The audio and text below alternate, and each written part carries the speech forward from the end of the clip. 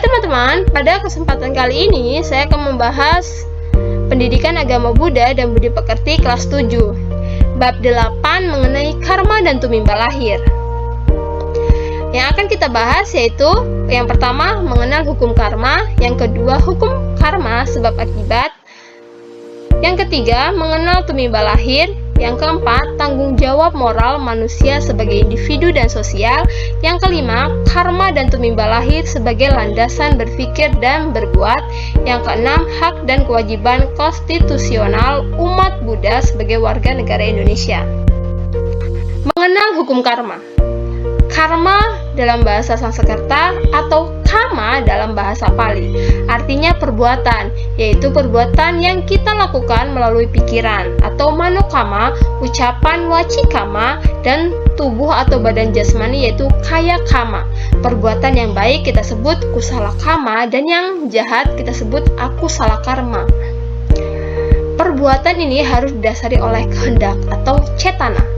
Perbuatan baik yang bermutu atau bermanfaat adalah melatih moralitas atau sila, konsentrasi pikiran atau samadhi, hingga mencapai kebijaksanaan atau panya. Perbuatan tidak baik atau jahat yang sangat berat akibatnya adalah itu ada 5, yaitu yang pertama membunuh ibu kandung, yang kedua membunuh ayah kandung, yang ketiga membunuh orang suci atau orang tercerahkan, yang keempat melukai seorang Buddha, yang kelima menimbulkan perpecahan dalam persaudaraan para suci atau sangha. Hukum sebab akibat. Hukum karma merupakan hukum sebab akibat karena perbuatan yang kita lakukan. Apakah itu perbuatan buruk, kedua-keduanya akan berakibat. Perbuatan baik akan menuai kebaikan dan perbuatan jahat akan menuaikan penderitaan. Inilah yang disebut proses sebab akibat. Ketidaktahuan atau kegelapan batin atau disebut awija, simbol 3 akar kejahatan. Ayam jantan itu sebagai simbol keserakahan, ular sebagai simbol kebencian, dan babi sebagai simbol kebodohan. Nah, ini ada satu contoh. Jika seseorang dalam kehidupannya melenyapkan kehidupan, terus berburu, menyiksa, dan tidak berkasih sayang terhadap makhluk hidup, akibatnya akan mendapatkan umur pendek. Sebaliknya, akan panjang umur jika menghindari perbuatan-perbuatan jahat seperti itu. Lalu yang kedua, jika seseorang marah, mudah tersinggung, memiliki sifat jahat, dan pendendam, akibatnya ia akan memiliki rupa atau wajah yang jelek. Sebaliknya, jika ia menghindari sifat-sifat itu, dalam kehidupannya berwajah rupawan, ganteng, dan cantik. Mengenal tumimba lahir. Dalam agama Buddha, pengetahuan, pemahaman, dan pembuktian tumimba lahir atau punarbawa telah diajarkan oleh Buddha Gautama saat beliau mencapai penerangan sempurna. Pada malam jaga pertama, ketika mencapai penerangan sempurna, beliau merenungkan pencapaian pengetahuan akan kehidupan masa lampau.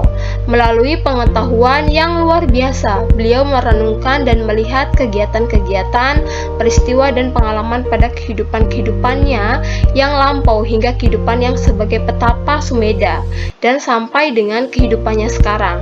Selanjutnya, dengan kekuatan mata dewa, beliau juga melihat kematian dan kelahiran makhluk-makhluk, hingga menganalisis dan melihat perbuatan baik dan perbuatan buruk yang menyebabkan terciptanya makhluk-makhluk di alam semesta. Dalam Mahasihananda Sutta, Buddha Gautama menjelaskan bahwa ada 4 jenis kelahiran makhluk di alam kehidupan, yaitu lahir melalui telur atau Anadaja Yoni, melalui rahim Jalabuja Yoni, melalui kelembapan Samsedaja Yoni, dan secara spontan yaitu Opapatika Yoni. Makhluk-makhluk ini terlahir di 31 alam kehidupan. Nah, 31 alam kehidupan yaitu yang pertama 4 dalam kemerosotan atau apayaloka, 1 alam manusia atau manusa, 4 alam dewa atau dewa loka, 16 alam Brahma berbentuk atau arupa loka, Yang terakhir, 4 alam brahmana tanpa bentuk atau arupa loka. Tanggung jawab moral manusia sebagai individu dan sosial. Perbuatan berjasa atau kriya watu. Yang pertama itu adalah bermurah hati dengan bersedekah atau berdana atau dana. Yang kedua, menjalankan sila, praktik moralitas atau sila. Yang ketiga, melatih meditasi, samanta dan khususnya vipassana atau bawana. Yang keempat, menghormati orang yang lebih tua dan orang yang patut dihormati atau apacayana. Yang kelima, membantu orang lain melakukan kebaikan atau wecaya waca. Ya waca. Yang keenam, berbagi atau melimpahkan jasa kebajikan atau patidana. Yang ketujuh, turut berbahagia atas perbuatan baik orang lain atau patanumodana. Yang kedelapan, mendengarkan dharma atau kebenaran, yaitu dhamma sawana. Yang kesembilan, memberikan ceramah atau mengajarkan dharma atau kebenaran, yaitu dhamma desana. Lalu ada 10 perbuatan jahat. Yang pertama itu adalah tamak atau serakah, itu abija. Yang kedua, niat jahat atau abhyapada. Yang ketiga, pandangan salah atau micca diti. Yang keempat, berbohong atau musawada. Yang kelima, memfitnah atau mengadu domba, yaitu pisuna waca. Yang keenam, berbicara kasar atau parusawada. Yang ketujuh, bergosip atau berbicara yang tidak bermanfaat atau sapapalapa. Yang kedelapan, membunuh, yaitu panatipata. Yang kesembilan, mencuri, adinadana. Yang kesepuluh, melakukan perbuatan asusila atau kamesu micacara. Karma dan tumimba lahir sebagai landasan berpikir dan berbuat. Menjadikan hukum karma dan tumimba lahir sebagai landasan berpikir dan berbuat, menjalankan aturan moralitas atau sila. Melindungi diri dari perbuatan jahat dengan memiliki sikap malu atau hiri. Sikap malu berbuat jahat dan sikap takut atau otapa akan akibat dari perbuatan jahat. Yang dilakukannya, seseorang tidak akan berbuat jahat yang akan merugikan diri sendiri maupun orang lain dan mengakibatkan tumimba lahir di alam-alam rendah, menderita, dan samsara. Hak dan kewajiban konstitusional umat Buddha sebagai warga negara Indonesia. Nah, hak-hak konstitusional yang bisa kita peroleh sebagai warga negara Republik Indonesia. Yang pertama adalah hak untuk mendapatkan pekerjaan, kebebasan berusaha, dan kehidupan yang layak. Lalu yang kedua adalah hak untuk memperlakukan yang sama atau diperlakukan yang sama dalam hukum dan pemerintah. Yang ketiga, hak untuk membentuk keluarga dan melanjutkan keturunan melalui perkawinan yang sah. Yang keempat, hak untuk bebas memilih, memeluk, dan menjalankan ibadah sesuai dengan agama atau kepercayaan masing-masing.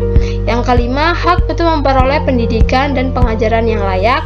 Yang keenam, hak untuk memperoleh kebebasan dalam berserikat dan berkumpul, mengeluarkan pendapat baik secara lisan maupun tulisan. Lalu ada kewajiban. Umat Buddha dan wajib melaksanakan sebagai warga negara Republik Indonesia. Yang pertama, menaati hukum dan pemerintah. Yang kedua, ikut serta dalam upaya pembela negaraan. Yang ketiga, menghormati hak asasi manusia orang lain. Yang keempat, untuk tunduk kepada pembatasan yang ditetapkan dengan undang-undang. Yang kelima, untuk ikut serta dalam usaha pertahanan dan keamanan negara. Berikut adalah contoh soalnya.